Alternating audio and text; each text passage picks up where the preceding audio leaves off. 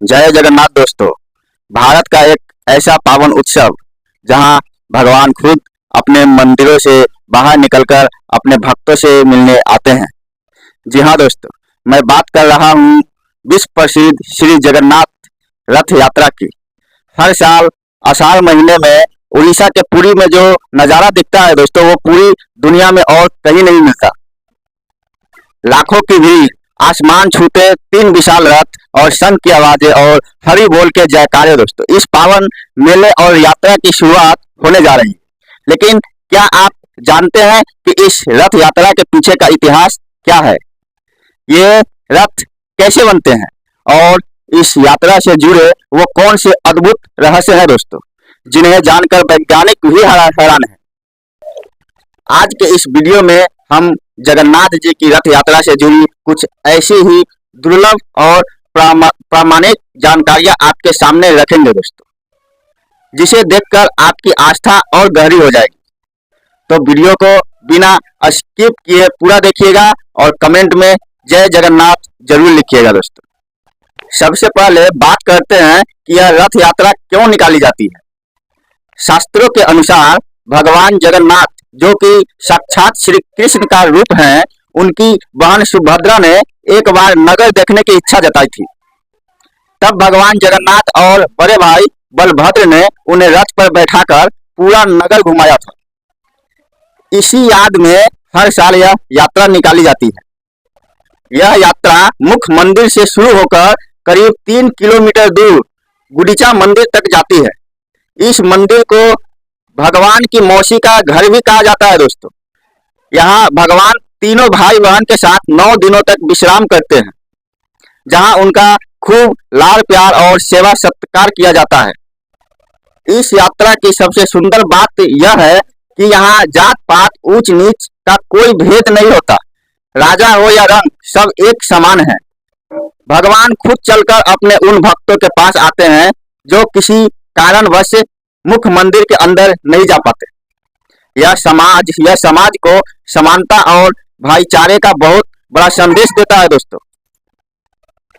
दोस्तों, क्या आप जानते हैं कि इस रथ यात्रा में जो 3 रथ चलते हैं, वे कोई साधारण रथ नहीं है। उन्हें हर साल पूरी तरह नए सिरे से, बिना किसी लोहे की कील या आधुनिक मशीन के, सिर्फ लकड़ी और पारंपरिक औजारों से बनाया जाता है। और सबसे मुख्य रथ होता है भगवान जगन्नाथ का, जिसे नंदी घोष या गरुड़ ध्वज भी कहा जाता है। इसकी ऊंचाई लगभग 45 फीट होती है और इसमें 16 विशाल पहिए लगे होते हैं। इसका रंग लाल और पीला होता है। और दूसरा रथ होता है बड़े भाई बलभद्र जी का, जिसे तल ध्वज कहा जाता है। यह रथ लगभग 44 फीट ऊंचा होता है और इसमें 14 पहिए होते हैं। इसका रंग लाल और हरा होता है। यात्रा में यह रथ सबसे आगे चलता है। और तीसरा और बीच में चलने वाला रथ होता है बहन सुभद्रा का, जिसे दर्पलन या पद्मध्वज कहा जाता है। यह रथ 43 फीट ऊंचा होता है और इसमें 12 पहिए होते हैं। इसका रंग लाल और काला होता है। इन रथों को बनाने की शुरुआत हर साल अक्षय तृतीया के पावन दिन से होती है।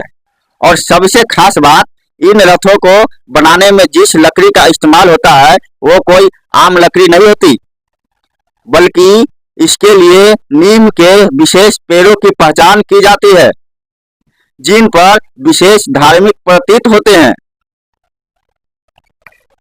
अब मैं आपको इस यात्रा की सबसे अद्भुत परंपरा के बारे में बताता हूँ, जिसे छेड़ा पहरा कहा जाता है।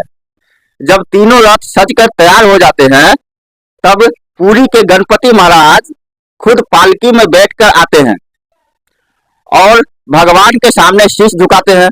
इसके बाद वे सोने की झाड़ू से तीनों रथों के मंडप को साफ करते हैं और उस पर सुगंधित जल छिड़कते हैं दोस्तों।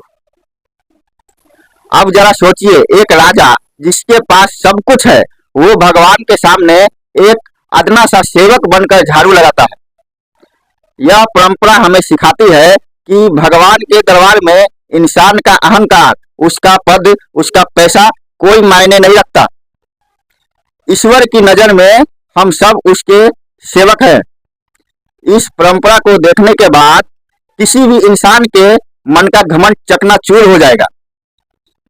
रथ यात्रा के इस पावन मौके पर हमें मुख्य मंदिर के उन रहस्य को भी जानना चाहिए जो आज के विज्ञान के लिए भी एक पहेली है। पहली बात, मंदिर के शिखर पर जो लाल ध्वज लगा है वह हमेशा हवा के विपरीत दिशा में लहराता है। अगर हवा पूरब से पश्चिम चल रही है तो झंडा पश्चिम से पूरब की तरफ लहराएगा।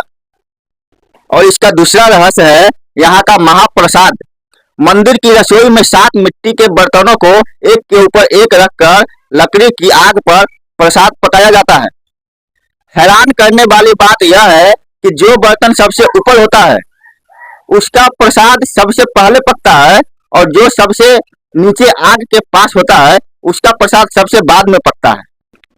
तो दोस्तों, श्री जगन्नाथ जी की यह रथ यात्रा सिर्फ एक धार्मिक मेला नहीं बल्कि यह हमारे देश की महान संस्कृति, वास्तुकला, विज्ञान और सबसे बढ़कर समाज को एक सूत्र में पिरोने का महापर्व है।